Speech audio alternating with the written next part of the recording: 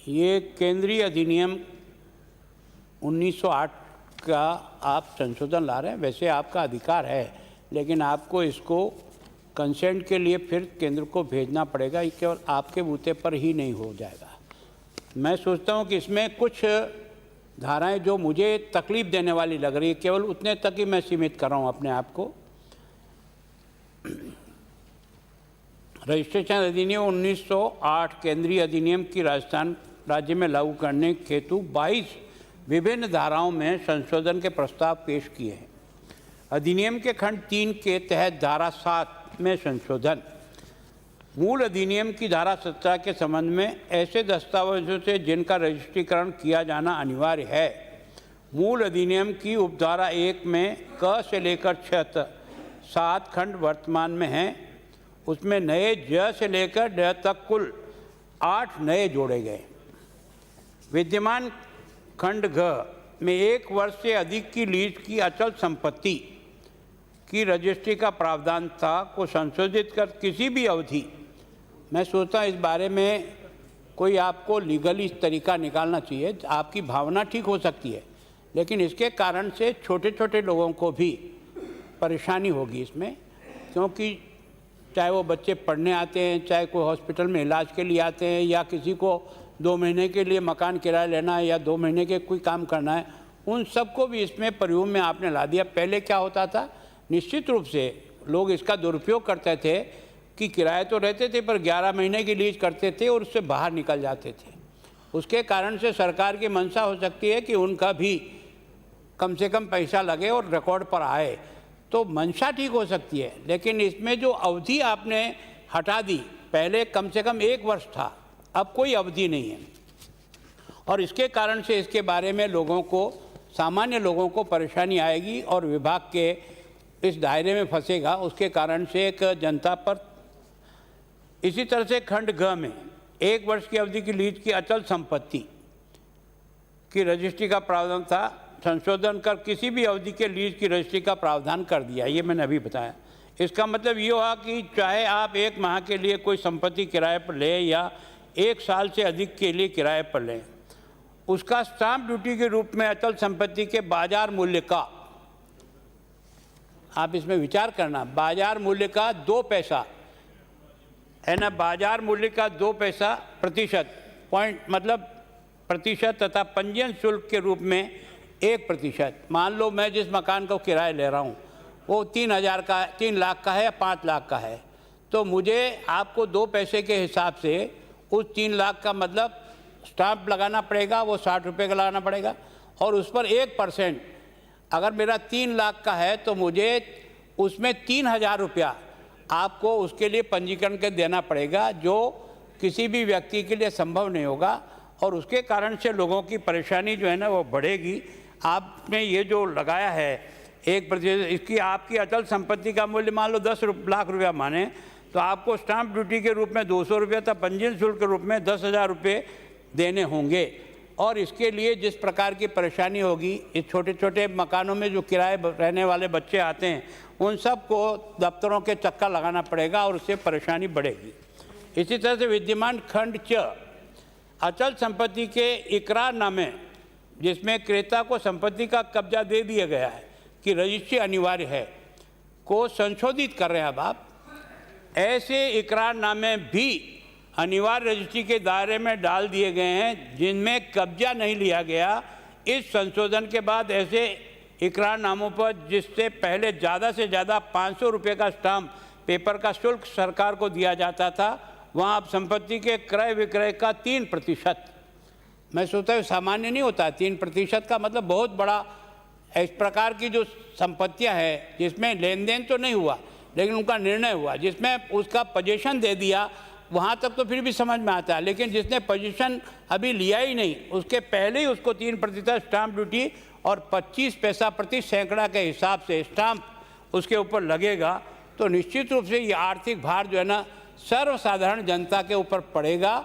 इस पर आप फिर से विचार कर सकते हो तो करो, आप पास करना चाहो तो करो। सामान्य जनता को इससे बहुत अधिक परेशानी होगी। अनिवार्य किए जाने वाले दस्तावेजों की सूची में धारा 7 की उपधारा 1 के खंड ज में जोड़ते हुए अचल संपत्ति के ऐसे दस्तावेजों की रजिस्ट्री भी अनिवार्य कर दी है जो ऋण लेने वाला व्यक्ति प्रतिभूति के रूप में रखेगा। मान लो मैंने बैंक से मुझे कोई लोन लेना है और मैंने अपनी कोई प्रॉपर्टी रखी, उस प्रॉपर्टी के ऊपर भी आपने एक तरह से उस पर टैक्स लगा दिया, तो उसके कारण से निश्चित रूप से इस पर लगने वाला स्टाम्प ड्यूटी वो है 25 पैसा।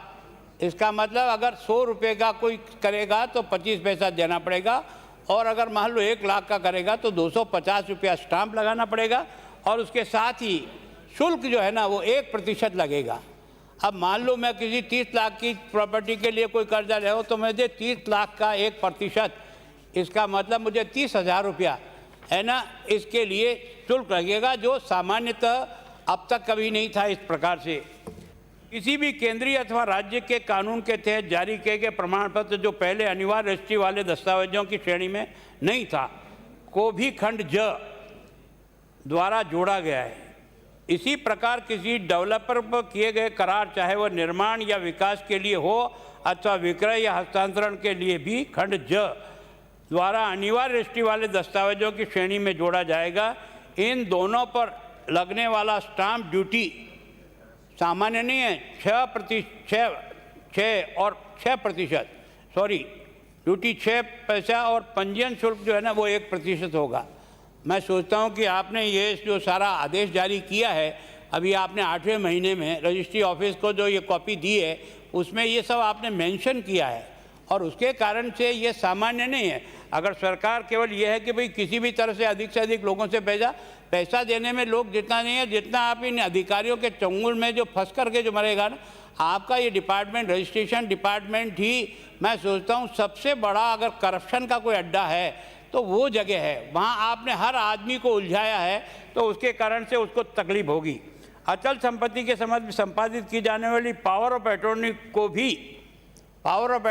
भी खंड ट के तहत अनिवार्य रजिस्ट्री वाले दस्तावेजों के श्रेणी में जोड़ा है। यदि पावर ऑफ अटॉर्नी उस अचल संपत्ति की कीमत देकर संपादित की है तो उस पर कीमत का 6% स्टाम्प ड्यूटी और 1% पंजीयन शुल्क देना होगा, और यदि बिना कीमत के संपादित किया गया तो उसके पक्ष में लिया वह परिवार का सदस्य भी नहीं है तो स्टाम्प ड्यूटी 2% और पंजीयन शुल्क 1% लगेगा।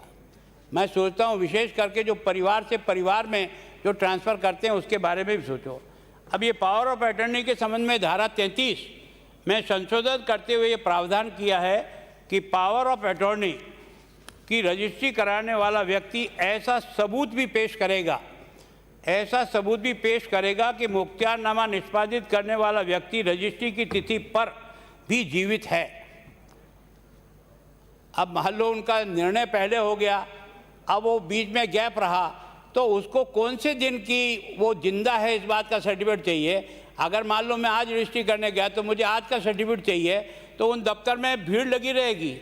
रजिस्ट्री कराने वाले लोगों को कितने समय पहले वो जिंदा है इसका सर्टिफिकेट हुआ, ये सर्टिफिकेट जोड़ना भी मैं सोचता हूँ आसानी नहीं रहेगी हर व्यक्ति को। इसके कारण से कोई तरीका निकालिए आप उसकी कि एविडेंस कैसे आए, लेकिन हर व्यक्ति को केवल मैं जिंदा हूँ इसका सर्टिफिकेट लेने के लिए वो जिसके पास भी जाएगा तो वो क्या उसकी दशा होगी और क्या उस दफ्तर की दशा होगी, क्योंकि इतनी इस प्रकार के काम होते हैं दिल्ली में, इतनी भीड़ लगी रहती है, तो आपको इसके कारण से लोगों को एक अनायास।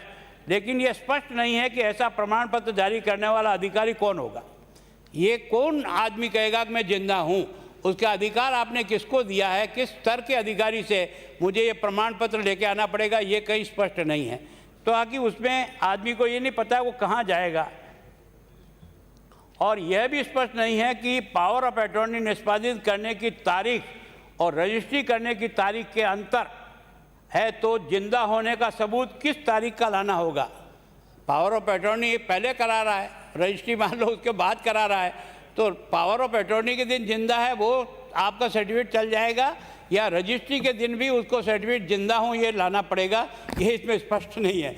मैं सोचता हूँ कानून बहुत पेचीदगी से होते हैं, उसका एक एक शब्द का अर्थ लोगों की परेशानी बढ़ाता है, लोगों को रिलीफ देता है, और इस कारण से ये जो आप ला रहे हो ना, इसको आपने ठीक तरह से देखा नहीं है जैसा इन्होंने बनाया है उसके आधार पर। अब मैं सोचता हूँ इस बात का सर्टिफिकेट, मान लो मुझे कल मकान खरीदना है, तो मैं मान लो उसका एग्रीमेंट पहले करूंगा, 5 लाख रुपया उसको डिपॉजिट पहले दूंगा, और जब रजिस्ट्री वो मुझे कराएगा और कब्जा मुझे सुपुर्द करेगा 2 महीने बाद, तब मैं उसको 50 लाख की रजिस्ट्री कराऊंगा।